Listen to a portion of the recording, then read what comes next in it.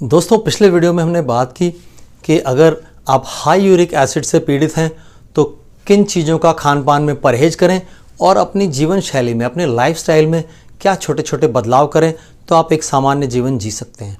आज हम बात कर रहे हैं कि हाई यूरिक एसिड से संबंधित वो कौन से झूठ हैं जो इतनी बुरी तरह बोले जा रहे हैं कि अब उन्हें लोग सच मानने लग गए। दोस्तों, आज इस सोशल मीडिया के एज में अगर कोई भी बात प्रचारित की जाती है तो फिर वो इतनी ज़्यादा मल्टीप्लाई होती है कि सच है तो भी झूठ लगने लग जाती है और झूठ है तो भी सच लगने लग जाती है।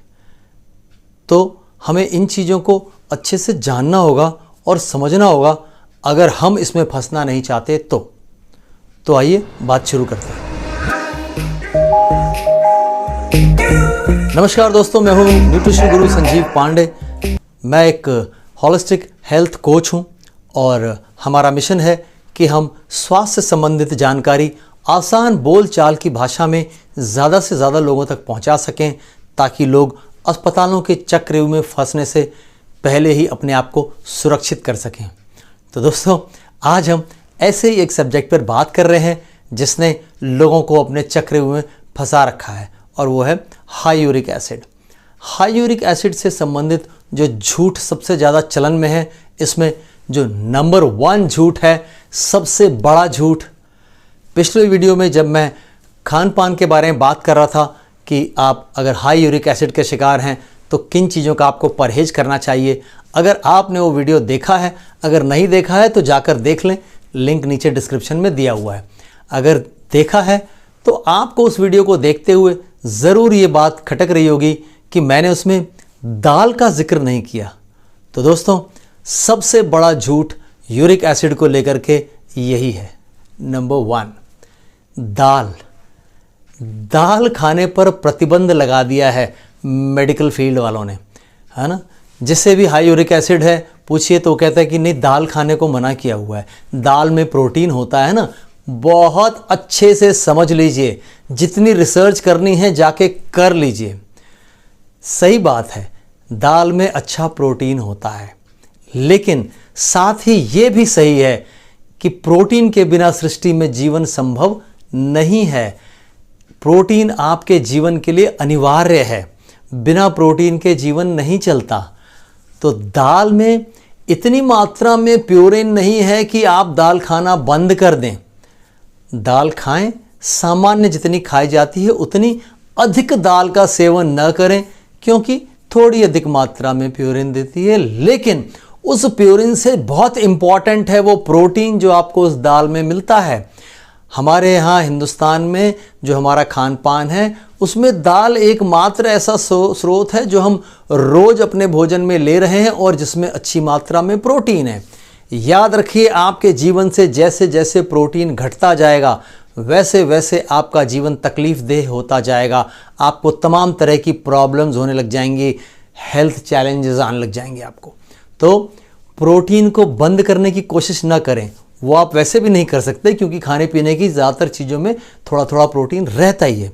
लेकिन आपको पता हो कि हिंदुस्तान में 10 लोगों में 9 लोग प्रोटीन डेफिशिएंट हैं और इस डेफिशिएंसी की वजह से बहुत सारे हेल्थ चैलेंजेस फेस कर रहे हैं लोग। ये आपको मेडिकल सिस्टम नहीं बताता, उन्हें नहीं पता कि न्यूट्रिशन किस किस तरीके से काम कर रहा है। तो दोस्तों, इस दाल को, प्रोटीन के सोर्स को जारी रखें। सामान्य जितनी दाल आप खाते हैं उतनी ज़रूर खाते रहें, नहीं तो ये high protein high uric acid की प्रॉब्लम अपनी जगह और प्रोटीन डेफिशिएंसी से आपको और कई प्रॉब्लम्स क्रिएट हो जाएंगी। तो ऐसी गुमराह करने वाली बातों में न आए। नंबर 2, बहुत सारे लोग कहते हैं हाई यूरिक एसिड की सिचुएशन में उनका सब्जियां खाने पे प्रतिबंध लगा दिया गया है।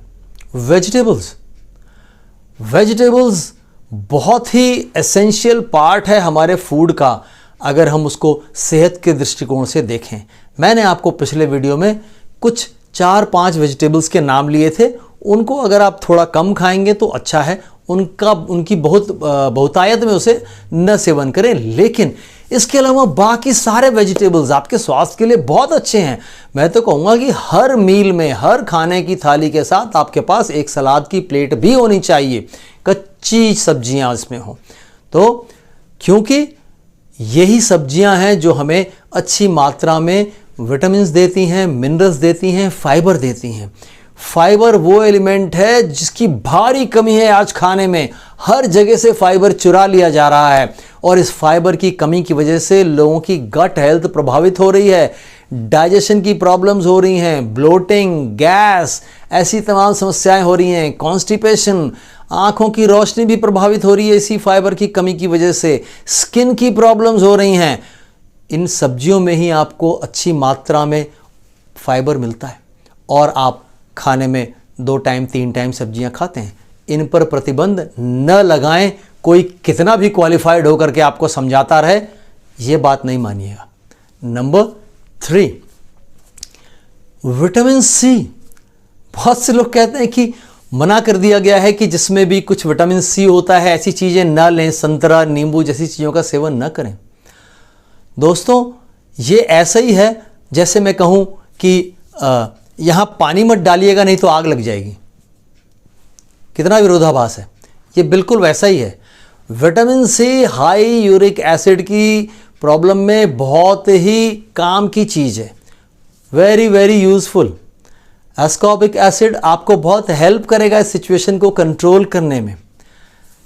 विटामिन सी एक बहुत अच्छा एंटीऑक्सीडेंट है, जिन सेल्स को नुकसान पहुंचा है उसकी भरपाई करके उसको रिपेयर कर देगा। ये एक वाटर सॉल्युबल विटामिन है। पानी जहां भी शरीर में पहुंचेगा उसके साथ घुल करके वो वहां तक पहुंचता है और अपना काम करता है। तो विटामिन सी का इंटेक मैं तो कहूँगा कि आप बढ़ा लें। अगर आप विटामिन सी एडिशनल लेना चाहते हैं ना, सुबह लोग नींबू पानी पीते हैं, पीजिए। आप विटामिन सी का सप्लीमेंट लेना चाहते हैं, लीजिए, ये आपको हेल्प करेगा। तो ये 3 बड़े मिथ्स थे, झूठ, जिन्हें बर्स्ट करना बहुत ज़रूरी है। खुद जानिए और लोगों को बताइए। ऐसी गलत इन्फॉर्मेशन में लोग फंस करके अपने आप को और ज़्यादा प्रॉब्लम्स में डाल लेते हैं।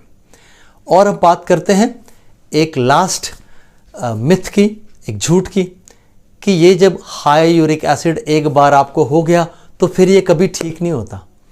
मैंने बार बार अपने पिछले वीडियो में भी कहा है और इस वीडियो में भी कह रहा हूँ कि अगर आप अपने खान पान को सही रख पाते हैं, जितना हमने बताया, जो परहेज बताया वो परहेज, और जो ऐड करने के लिए बताया वो, और लाइफस्टाइल में छोटे छोटे परिवर्तन कर सकते हैं, तो आप एक सामान्य जीवन जी सकते हैं। आपकी रिपोर्ट्स कभी भी हाई यूरिक एसिड नहीं बताएंगी। रिपोर्ट्स की बात आ गई है तो इस पर भी थोड़ी सी बात कर लेते हैं। लोग अपनी टेस्ट रिपोर्ट लेके आते हैं और देखते हैं कि जो उसमें रेफरेंस वैल्यू दी है उसके हिसाब से चेक करते हैं। देखा, अच्छा 7.2 है तो ओके है, नॉर्मल है, तो 7.2 नॉर्मल नहीं है, ये हायर साइड में है।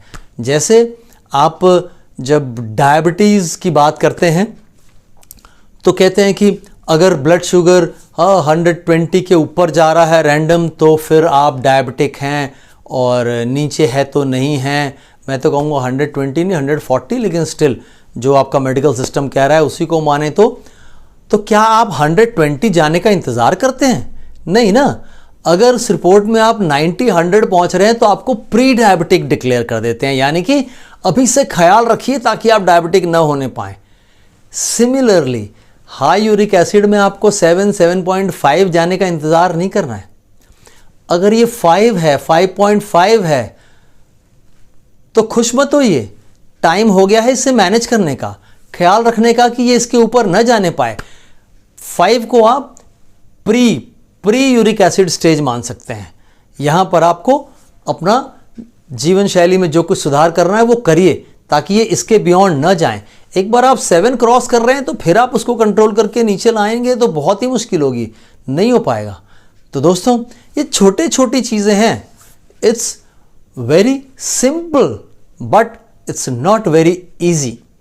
छोटे छोटे बदलाव आपको करने हैं जिन्हें बहुत दिक्कत नहीं होगी करने में, लेकिन इन्हें रूटीन में फॉलो करना है, इसलिए वो इतने इजी नहीं होते हैं।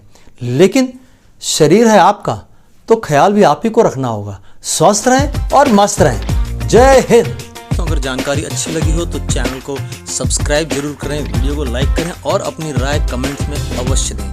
दोस्तों हमारे चैनल से संबंधित सभी महत्वपूर्ण जानकारियाँ इस वीडियो के डिस्क्रिप्शन में दी हुई हैं, जैसे कि आप हमसे कैसे संपर्क कर सकते हैं प्रिस्क्रिप्शन बनवाने के लिए और हमारी राय लेने के लिए अपनी किसी भी दिक्कत परेशानी के बारे में। Thank you.